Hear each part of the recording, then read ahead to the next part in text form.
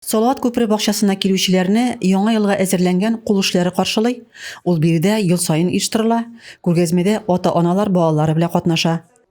Даже самый маленький воспитанник. Яңа ел бәйрәме алдыннан бакчабызда яңа ел фейерверк күргәзмәсе оештыру традициясе яши.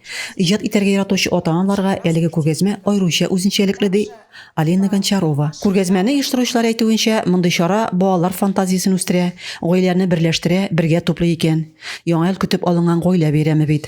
Данный снеговичок-великан подготовила семья Ибрагимовых. Это воспитанница средней группы Ибрагимова Амина. Очень красивый, объемный, может украсить любой интерьер. Бездә яңа ел раштуа шәме, яңа ел маҗаралары, нинди генә кызыклы эшләр юк. Алар ясауга мамык, кәгазь, картон, төрле уенчыклар эшкә җигелгән.